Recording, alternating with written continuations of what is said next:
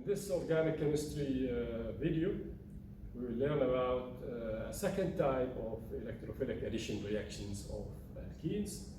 And this reaction now is addition of halogens, addition of X2 in general. We can represent the reaction by this scheme. So this is a general structure of alkenes. So we can add X2, a halogen, where X could be Cl, Br. Halogen adds to an alkene, and the product is an addition product where the halogen has added to the alkene. It's electrophilic addition reaction, of course. The alkene, as usual, behaves as a nucleophile. The halogen behaves as an electrophile. So the reaction is actually simple. Even in practice, it's simple.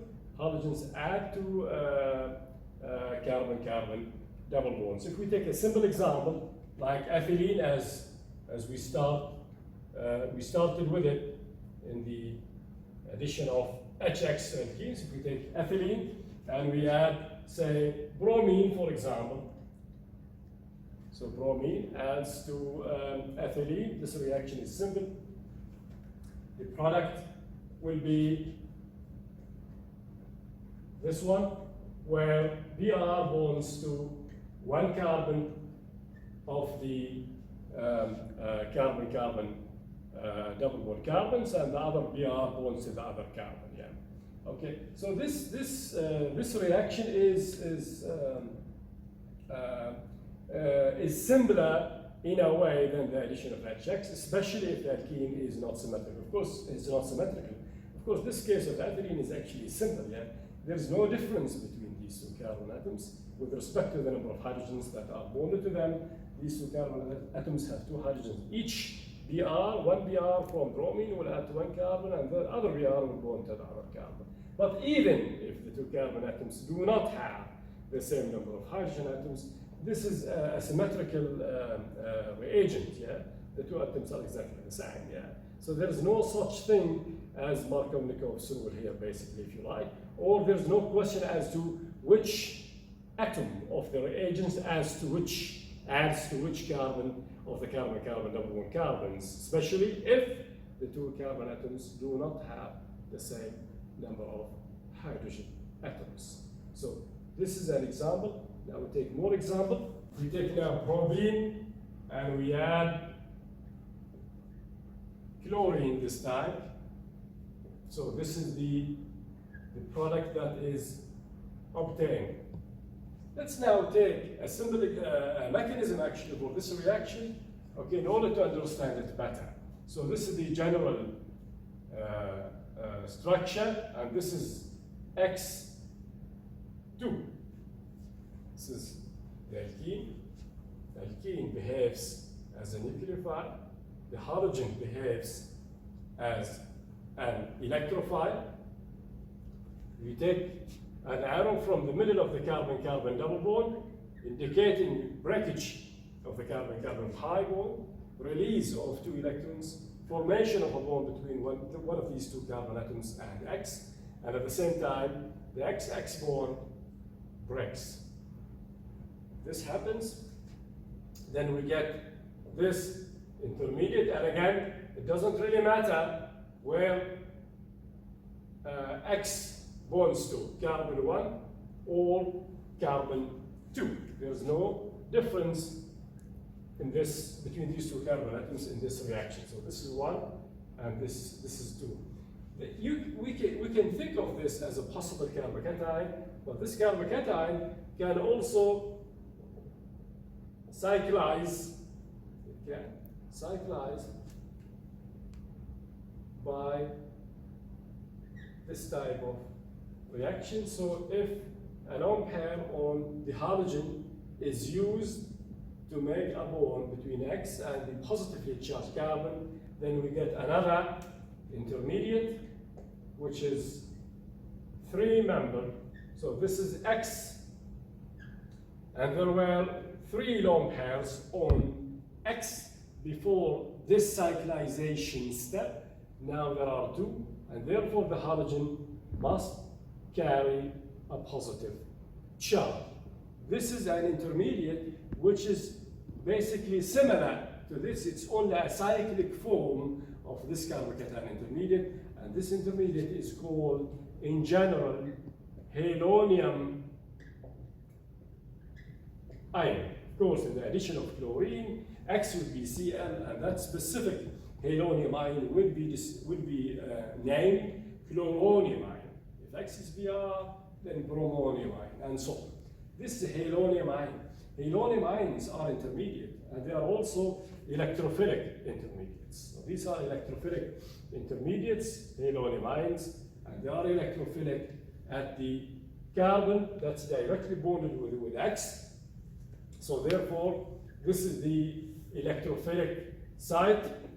This is where the nucleophiles attack, by the way. This is also an electrophilic site. This is where nucleophiles can possibly attack. Nucleophiles do not attack the positively charged X. X is positively charged, increasing the susceptibility, if you like, of this carbon to nucleophilic attack, or increasing the electrophilicity of these sites, or of these carbons. These carbons are the electrophilic sites in halonium ions, and that's where nucleophiles attack. So the halide ion will now come and attack the halonium ion at this position, and this CX bond breaks simultaneously. And if that happens, then this final product is obtained, and this is the product that is shown in the general scheme. So this is a mechanism for the reaction. Initial step is should be straightforward, as we learned before, in the addition of HX to alkenes. This carbocation intermediate can be started with, but this can cyclize to form a halonium ion. Halonium ions or the carbocation intermediates are both electrophilic intermediates which are susceptible to nucleophilic attacks. And in this halonium ion, two carbons that are directly bonded with X are subject to nucleophilic attack, and that's exactly what happens. The halide ion then, in the next step, comes in and attacks one of these electrophilic carbon atoms, resulting in simultaneous breakage of the CX bond. Another aspect of this reaction is actually stereochemistry. What if the alkene is cyclic? For example, if we take cyclohexene and then we add bromine to it, the regiochemistry is to be expected, okay, and that should be straightforward. One Br will bond to one carbon atom, and the other Br will bond to the other carbon atom. But what about stereochemistry? So let's show the reaction. This is cyclohexene, and if we add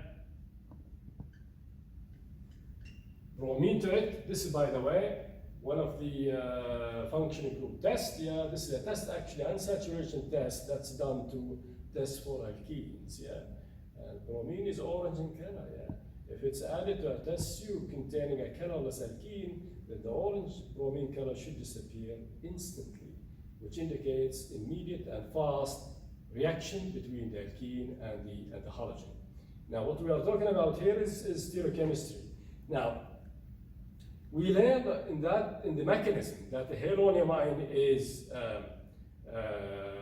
an intermediate in this reaction, but also we know that cyclic alkanes or cyclic alkenes have two sides, up, down, if you like, the right and left. So the halonium ion will either be up or on one side of the ring. Yeah, it could be up, it could be down, it could be right, it could be left. So let's draw the bromonium ion in this case that should form. So this is the structure of the intermediate bromonium ion. This is the bromonium ion. Remember, the general term is halonium ion. Specifically here, if X is Br, it's bromonium ion. We now acknowledge that they are electrophilic, and they are electrophilic at the 2 carbons bonded to X. So this is, as we showed a while ago, this carbon is electrophilic, or the electrophilic side, and this carbon is also electrophilic, or an electrophilic side. So that's where the nucleophile is going to attack. Where's the nucleophile? Of course, it's the bromide ion. So now, giving this specific stereochemistry, and giving this fact, the fact that the bromonium ion is on one side of the ring, it could be, again, up, down, right, or left, the bromide ion will not attack randomly. So this is a model. This is a model of this bromonium ion. The CBr bond are shown in green. So it's like this. If you want to view the skeleton, the cyclohexene ring, okay? So or like that, or like this, or like this. But what's important is to realize that the CBr bonds are shown in green. So this is the 3-membered intermediate. This is like, you can think of this as Br, the positively charged bromine, yeah? So this is the bromonium ion, and we have a bromide ion around. We have the bromide ion around. So where should the bromide ion come and attack? From which side? From the top? Yeah, okay. From below, from right, or from left. See, this position, since now the bromonium ion is up, this site or this environment is crowded, so the bromide ion would like to come and attack this carbon or that carbon. And in this case, by the way, it doesn't really matter. The 2 carbons are exactly the same. But the bromide ion cannot come from the top because the top side of the ring is crowded, if you like, or hindered. That's because of the bromonium ion, yeah? So and if it comes from this side, this is also still crowded, less a little bit, but still crowded, okay, less than the top side attack. If it comes from this side, it's also crowded, but what if it comes from below?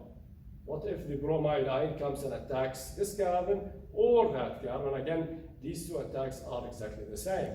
This side, or the opposite side attack, is actually favored because this avoids the steric clash, if you like, or this steric crowding caused by the bromonium ion. So therefore, the bromide ion will now come from below. From below, if the bromonium ion is up, or if the halonium ion is up, it will always come from below, opposite side attack. If this is on the right, the halide ion will come from the left, and similarly, if it's on the left, it will come from the right side. What the bottom line is, the halide ion comes and attacks from the opposite side. So as the new Br, you can imagine, yeah, as the new Br carbon bond forms, yeah, it will be below. And of course, this bond will then be broken. So this CBr bond will then be up. So one CBr bond will then be up on one side of the ring, and the new CBr bond will be below. In other words, these 2 bonds, these 2 CBr bonds will be opposite to each other. So in other words, they will be trans with each other. So we can show this in drawing. So the bromide ion will now come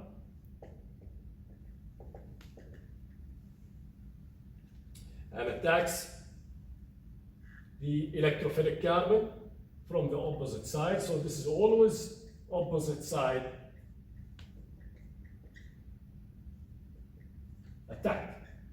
The halide will attack from the opposite side to the halonium ion. And if that happens, then the newest Br carbon bond will be behind. This CBr bond will remain to be at the front, if you like, and this should be the product.